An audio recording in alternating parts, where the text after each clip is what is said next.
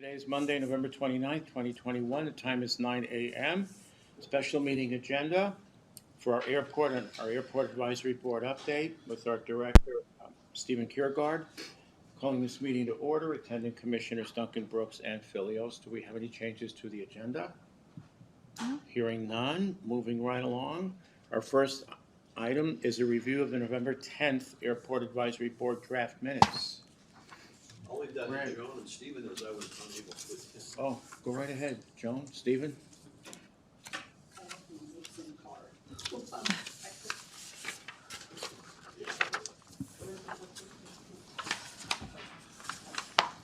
Okay, so we had a minimum standards update. We discussed that, and the outcome was a motion put to have the minimum standards document redlined and changes to the website made, and those are being finalized. So they're actually already out. They're out. Okay.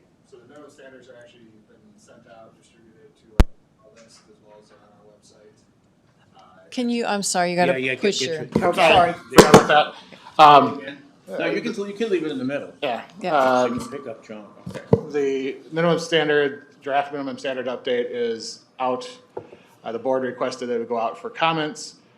So it is currently on the airport's website, as well as was sent out to all of our email list. It is just comments on the stuff that was redlined, not the entire document. Right. So everybody has until January 3rd at 5 p.m. to respond. Okay, Okay. good. Okay, and then Stephen gave a construction and progress update, talked about the capital investment plan each year that's submitted to the FAA. And I believe Commissioner Duncan was present at some of those discussions with the FAA, correct? Yes. Yeah, and local funding, I think that's still in process, right? Yes, it is. And we're attempting to do the CIP presentation, but it does not, I can't get this to work. Right. So is someone going to walk us through that later? We can schedule it for another time if you'd like. Or we can go forward and come back if you manage to get it to work. I have no idea what's wrong with it. It's my computer's identifying it, but this isn't. It's not. And did you want to talk to the staff updates? Okay. We'll talk a little bit about the CIP plan that was submitted or was presented. Normal CIPs, typically airports have a lot of say in them. Ours is a little different this time around. We show about $24 million in the CIP of what's FAA eligible. There should be a list in there that you show. You should got a copy of it. We also did this presentation with the advisory board. This is our typical this time of year that we do this. Just to show everybody what our plan is. And as you can see, we're already planned out into 2028.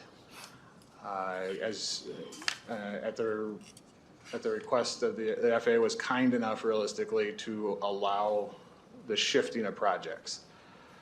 Typically they don't like to shift high priority projects that they view, specifically the decoupling back, which is why they are allowing to do the runway rehab of 624 first, as well as some other projects such as the Foxtrot extension, which is on there, and other things that will assist in ensuring the airport has a better flow to it, is what we're calling them, and also helps increase traffic movability and safety as well for the airport. But the FAA still has used the decoupling as their number one priority. They want that done. And as Commissioner Duncan was said in on that meeting, that is their highest priority project that they want accomplished. And that's why they're still showing about $3 million, $4 million into that project year. So there's some pretty major numbers in there that we'll have some match on, but the state will match as well. So. And then we start, once you get past the decoupling aspect, that's when we get back into where we typically will be able to say more things that we can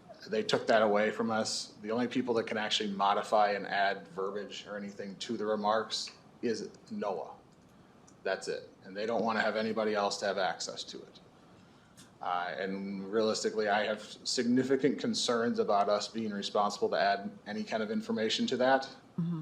Because if we're wrong and somebody has an incident or an accident because of it, we're liable for it. So what was the agency you mentioned? National Weather Service.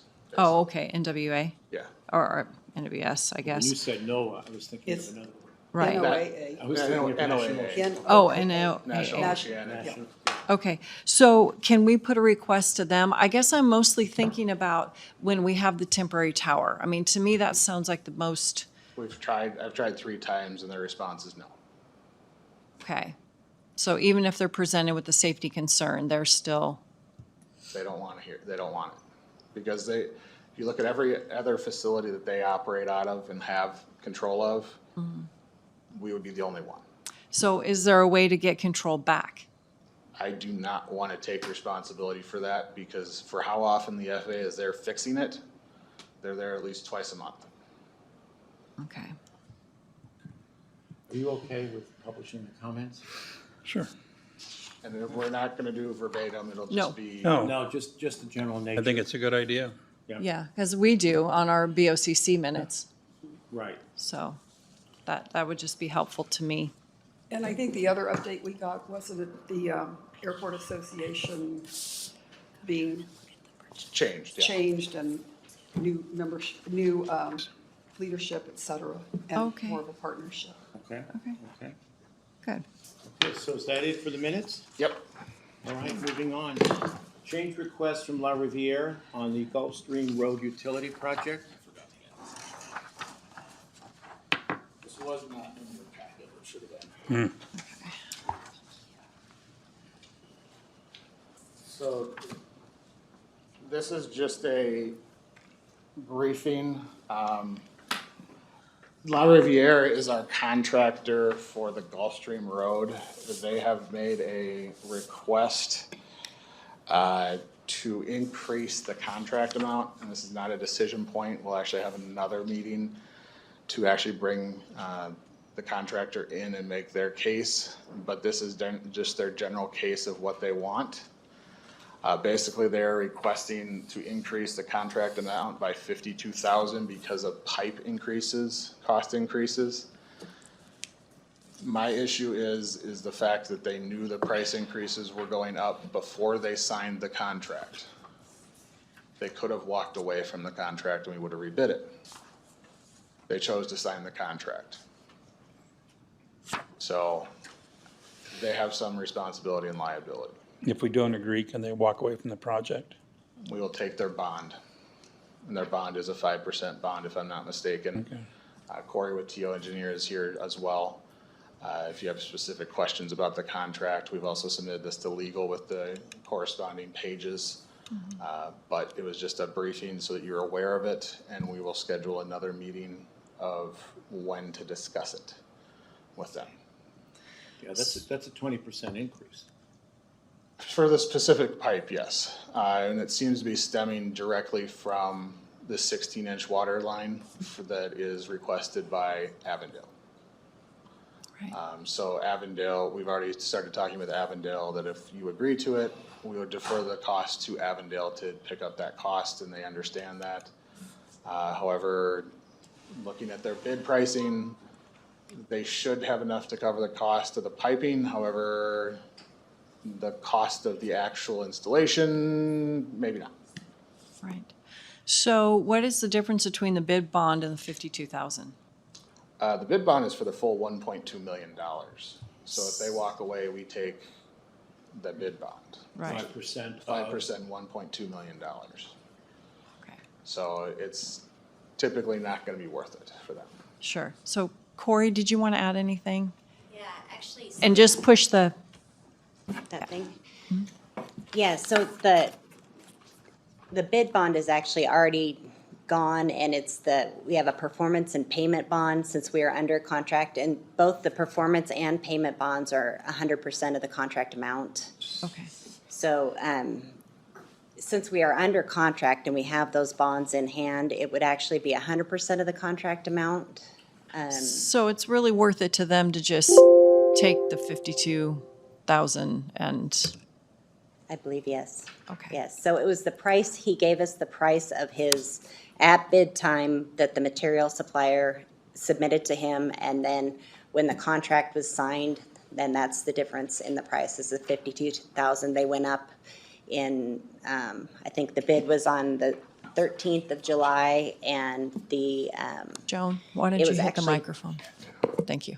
it was Go ahead. fully executed on the, like, 10th or something of September, when you guys actually signed the contract. So, Right. just 2 months, so. Thank you. Okay, so what is our next step? I guess it's a question for Steve. Yeah, La Riviere will come present to They're us. gonna come present to us? Yeah.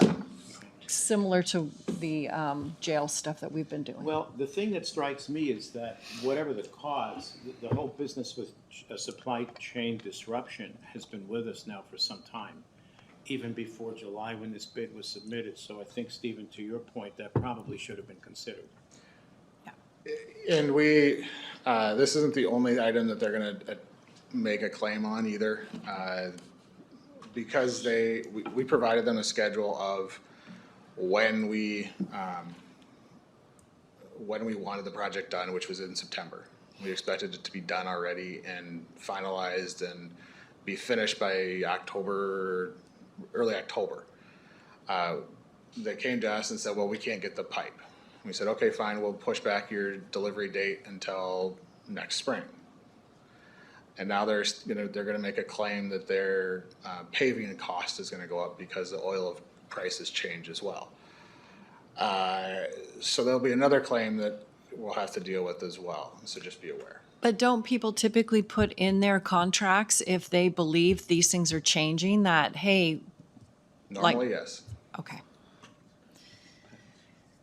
Okay, so. anything else on that topic? All right, moving on, third item, Old Armory shop heating. This is just an FYI, we are gonna have to spend some money on, out of our contingency fund, or the county's contingency fund. The way the heating system between OEM and one of our shop buildings works is they're actually connected. So the power, gas, everything is connected to the two buildings of the old maintenance shop for the armory and us. What we've been doing for a while is our OEM pays about 80% of the bill, we pay 20%. Right. Until recently, they recently had a gas bill of over $2,000 and found that the pipe between OEM building and our shop building is leaking. Oh, my goodness. Oh, Jeez. And we found out that it's the old black pipe that they don't use anymore, that is, you can't even, half the time to even find that if it's leaking or find at all. So we have to rerun everything to it. We really should be separating out the buildings anyways as a new service. The problem is where this pipe is under 13 inches of double rebarred concrete.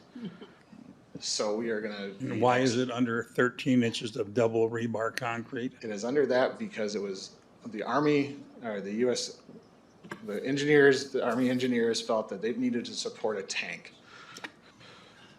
So what is used, why do we need to heat the old We store maintenance? paint in there, we store snow equipment, we store our electrical equipment, we store a lot of things that are weather sensitive in there. And so we need it heated to some extent. We are exploring other avenues of whether we can do propane, whether we can switch to electrical. It's all boiling down to long-term, if the county wants to use the building again later, gas, just running the gas is gonna be cheaper. Cheaper than getting a propane tank right now? Yeah. Okay. No, it's surrounded by concrete. Do you well, can we just run a new pipe somewhere else? The problem is the whole building is surrounded by concrete, so where the entry point is the shortest distance to where they would run the line to. Okay, And also at the same time, they would probably run another line into the T-58 building, which is the little building which the sheriff thought they could do kennels into. Right. Which doesn't have heat as well right now. right. So we need to address both facilities. So Okay. what's our next step? We need a contract, couple different contractors and find a pricing quote for the excavation of it. I just wanted to give you a heads up that this is something we didn't foresee. Right, And something that's not gonna be cheap. We don't know yet. It could be, it's not a huge area, it's about 30 to 40 square feet, but it's over a foot of concrete with double rebar. And it's one of the excavations is directly next to the building. So, all right. All right, so I guess you'll just come back when you have an When I have a idea of hard what number, it's gonna have a cost. cost. Now, obviously, it's gotta be done sooner than later. Do you have other options if it doesn't get done this winter? electric space heaters, honestly. We've already started shifting the more important things out, Okay, but we can't shift all of our electrical out. It's just impossible. gotcha. And what is the charge for those per month? For, Electric? if we did electric space heaters, we're looking at about $2,000 a month. If we did true electric overhead heaters, is what we're estimating the cost of electric would go up to. Just to heat the building. How many space heaters are we talking about? Well, we switched the entire building to electric heat instead of gas, would be about $2,000 a month. Right now, that building runs in the winter a couple hundred, Oh, for goodness sake. so. Okay. Let us know when you have something for us. Yep. Okay. Anything else for Stephen? Okay. Yes. James, are we anywhere How's it closer? look? I'm not sure, I'm sorry. That's okay. I guess I mostly just wanted to touch on the projects a little bit and then the funding, but you already answered that for 2022, we have that funding.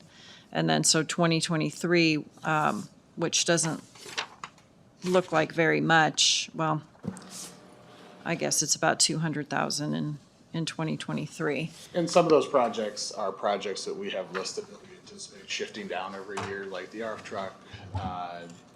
The FAA knows we need to replace it, Okay, but they don't know when they're gonna replace it. okay, There's land acquisition on there, they know we need to do it, but they don't know when they're gonna find holes to put it in.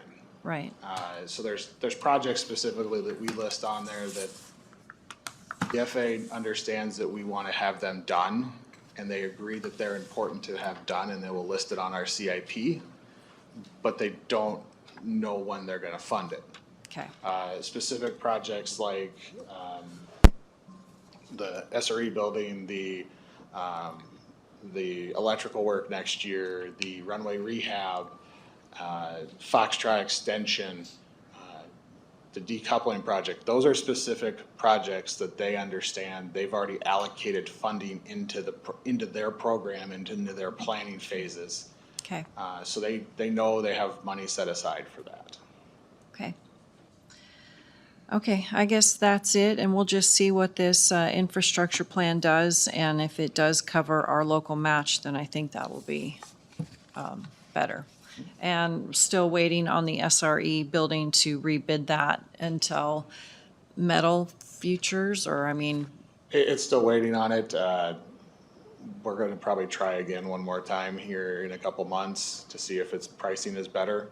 okay, We'll do it as one full package just to see what happens, but if it's still the same pricing that we got last time, we just can't do it. okay. And any chance with this 5 billion that the FAA would increase? I've been hearing rumors that they are looking for shovel-ready projects, but they don't say what that is, what Okay. that means by shovel-ready. Shovel-ready, right, Is it a airfield capacity? Is it something else? What do they mean by airfield or shovel? okay. That's it, thank you. Yeah, and I expect prices will likely be coming down over the next 6 months, only because more and more of the vessels that are offshore are being unloaded, and that's accelerating, so that might have a favorable effect, but only time will tell. Okay. James, still battling? Yeah, not sure exactly what's going on. Okay. Okay, so why don't we move on to public comment, and when James is able to get this up and running, we can come back and do this. Okay, so who wishes to speak? Public comment. We have some time. We can go probably 5 minutes apiece. Go right ahead. I'm stepping up first because I need to go back to work, Okay. fortunately. A couple of comments first on the engineering on the extension on the water lines. The Fowler prices, from what I know, are very reasonable. I would be concerned about having an 18-inch pressure main water going out and the cost of it. We estimate normally that an 18-inch line will fit somewhere near 150,000 gallons a minute. Then you take a look at it, that there's an 8-inch silver line coming back, so that means that we're planning on somewhere in there at 140,000 gallons a minute being used for irrigation. It's obviously right. I just did a project where we served 4,000 people with a 6-inch high-density flow line. That's not the reason why I'm here today. Backing in the comment I made in the past, thank you. By the way, probably ought to have microphones so that the rest of us in the back can hear. The speakers are activated. Is anybody having difficulty hearing? I have hearing aids in and I didn't hear well, so. Anyway, we get back in the comment I made earlier that we have an airport director that's spending money writing checks that you can't afford to cash. I quote, "Local funding must be available for the FAA funded safety projects such as decoupling." If you take a look at $21 million estimated, that means that you're going to need to come up with about $4 million. That seems like a lot of money for these projects for the next 6 years. Last is a personal project. I have been into it with the airport director. He has changed the security codes on the gates. I have no problems with the security codes being changed. I believe we ought to have security. What I don't believe is that he has the right to not give the security codes out to the tenants on the airport. In my case, I'm effectively blocked from using my hangar during any off hours. His statement is that I need to get a driver's permit. And of course, I'm working 100-hour weeks, so getting a driver's permit is very difficult for me to find time to go do something about that. There is no rationalization for the difference between me going and getting a driver's permit and me getting a gate code so that I can get into my facility. I would appreciate it if you would figure out how to solve that problem. With that, I'm departing. Okay, and then I just want to make a comment. That's kind of why I wanted the presentation today, because I don't see $21 million in projects in what's listed here. And just the decoupling alone, our match would be $226,000. So, I'm going based upon what this said, which said there's $21 million over the next 6 years. I have no clue. gotcha. And you're right, I don't have the presentation. Okay, I know that on the Snow Palace, that the FAA would pay $4.1 million. And I know that the presentation to this board was that the total would be about $9 million. yeah, so once again, FAA is going to pay 2.1 million, and that's why we haven't gone out to bid, or we've gone out to bid. That's why we haven't accepted any bids, because it's way over the amount. So that's why I kind of wanted to make sure that everybody saw these numbers. I mean, So- the last that I saw, which was a presentation, is the building was going to be a shade under $6 million. And there would be $3 million worth of equipment and other costs that would be associated, and the FAA would pay 4.1. Obviously, that's changed. Right. Yeah. So, appreciate the time.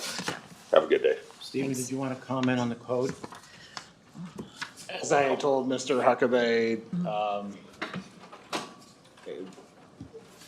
the way the system works, it says it on the sign on the gate. I don't think it's, Yeah, As I told Mr. Huckabee in the email that I forwarded to, I believe, Bill or all three of you, I don't remember, it says on the gate, contact airport ops. I actually don't even know what the code is. I don't use the code.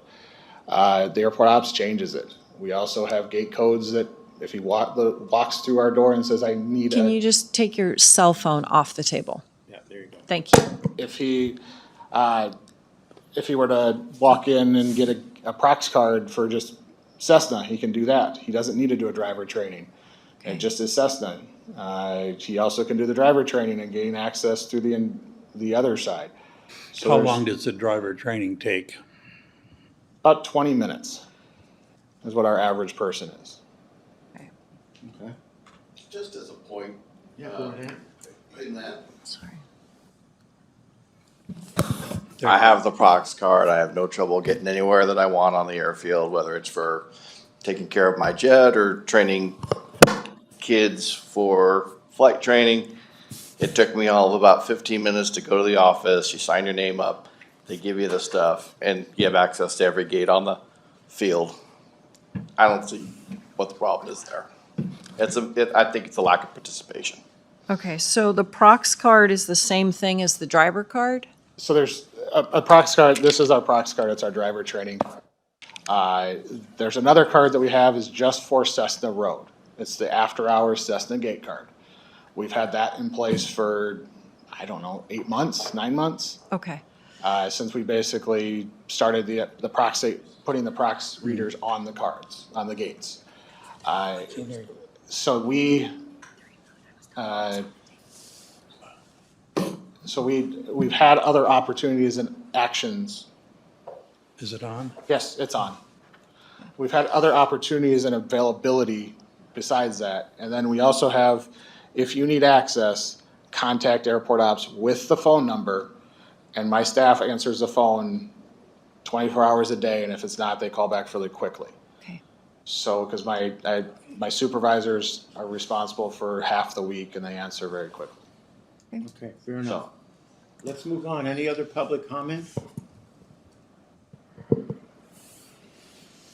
None? Hang with us, folks. Grant, anything? Okay. Well, the presentation I found very, very valuable. I appreciated how it was laid out. I like it. It's a nice roadmap, and it's pretty specific. So I would just encourage everybody to, I guess, is it on the website after you do the minutes, Ronnie? All the attachments? They'll be attached to the business meeting, because once we approve the consent calendar, Oh, then gotcha. all the attachments will be uploaded. Okay. All right. Upload it to the airport website, that would help. We've also told anybody that would like a copy to email Kim in Okay. my office, and we can distribute it that way. Yeah, so I suppose if we just give it to the association, they could distribute it? And I'm not sure if somebody reached out or not. I haven't been around in a week, so. Yeah, no problem. Yeah, the holidays kind of mess with everybody. I was here yesterday afternoon to catch up, so I appreciate that. Thank you, Stephen. And like I said, I really found the presentation to be very helpful. So, Cool. good. Still hung up, huh?